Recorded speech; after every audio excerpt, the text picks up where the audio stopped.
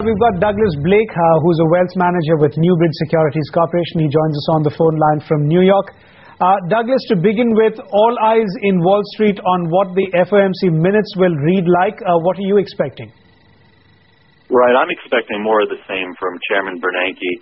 He's come out over the last several meetings and really talked down the economic progress that we've seen because, frankly, despite the fact that the jobs market is improving, the growth in the economy at this stage should be a lot more robust than the numbers that we're seeing. Obviously, Wall Street has been emboldened by these numbers because it is an uptick nonetheless. But Chairman Bernanke knows that for this to be sustainable longer term, these growth numbers really need to start picking up and fast.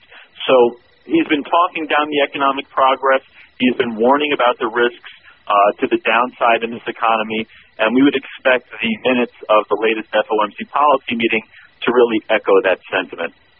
Sure. So, Douglas, to the extent that Bernanke has been talking down everything, painting a rather pessimistic view of the outlook for the U.S. economy, should we expect that QE3 is around the corner?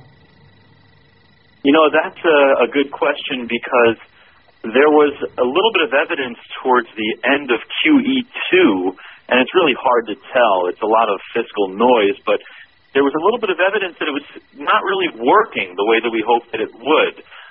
When you're adding money to the economy, it's very hard to control where it winds up. And towards the end of QE2, we kind of saw just oil prices, food costs, and gold getting a boost, while the areas that needed the support really remained stagnant. So I think there's some question as to whether or not a QE3 would even be effective.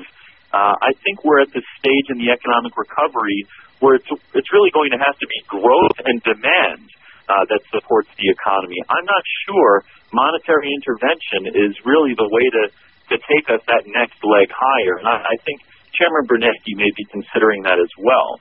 Now, let's remember, we're still in the midst of what's called Operation Twist, which is another monetary program designed to try to bring down long-term interest rates in a hopes that they'll boost lending. So we are in the middle of, let's say, QE2.5, and it'll be interesting to see, how the Fed is perceiving this program and whether or not maybe they'll see fit to extend that instead of going for QE3. Douglas Blake, many thanks for coming in on the show and walking us through what the street's expectation really of those FOMC minutes are. They will be put out at 2 p.m. Eastern Time in the United States.